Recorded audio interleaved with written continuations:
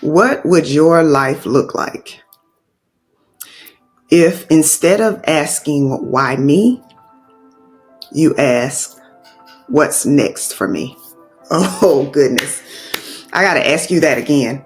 What would your life look like if instead of asking why me, you asked what's next for me? You don't ever want to get stuck in the trap of self-pity. And when you ask the question, why me, you are going to fall into that loop of self-pity. It's going to cause you to be unproductive. It's going to shift your energy. It's going to cause you to not be as creative. It prevents you from doing the thing that you need to do to get out of the negative cycle, out of the negative spiraling, right? What is spiraling? It is when you're just going down and you can't get yourself out of it. And so I want to know from you if you have been putting your focus and your energy in the wrong places. Like what have you been focusing on?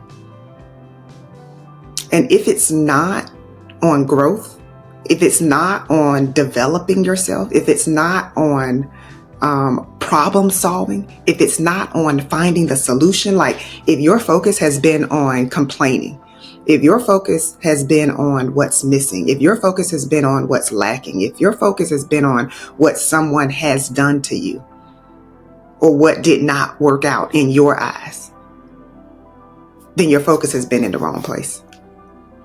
And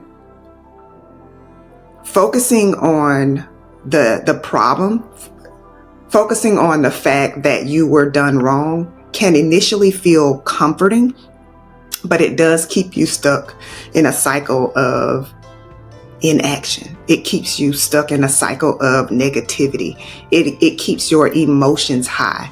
And so what you want to do is acknowledge the pain, right? I'm not saying to ignore what happened.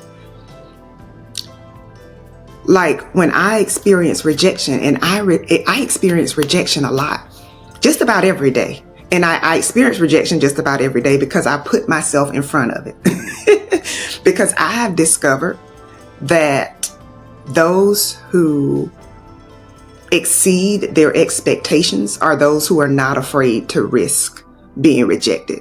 They're not afraid to risk making a mistake. They're not afraid to risk being disappointed.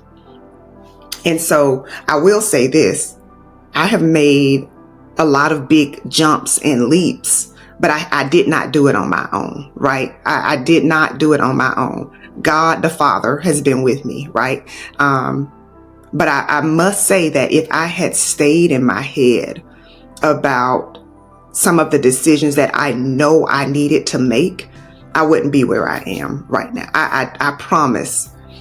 I would have been still focused on who did me wrong, who stole from me, who owes me this, who talked about me, who lied on me, who did.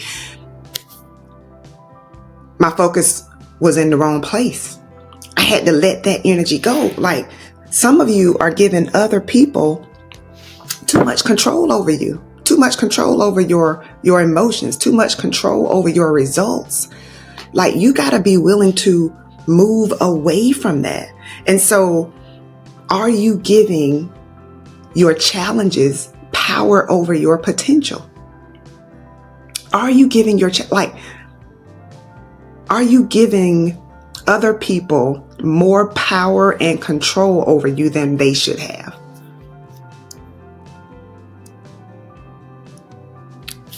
And you will know that you're doing this by where your focus is. So this is a challenge that I want you to do. I want you to begin to be very self-aware. I want you to think about what you are thinking about. Just take note of it. Like if you find yourself going negative, you find yourself reflecting on what someone has done to you. You find yourself reflecting on the hurt, the pain, the disappointment, the rejection, how angry. Like when you find yourself in that place, it's time to take a step back. Again, acknowledge it, acknowledge the feeling, and remind yourself that the feeling is not you. You might feel upset, but you as a person, that is not who you are. And so you need to recognize that, right? You might have been rejected, but that doesn't mean that you are not a lovable person. That does not mean that you are not a brilliant person.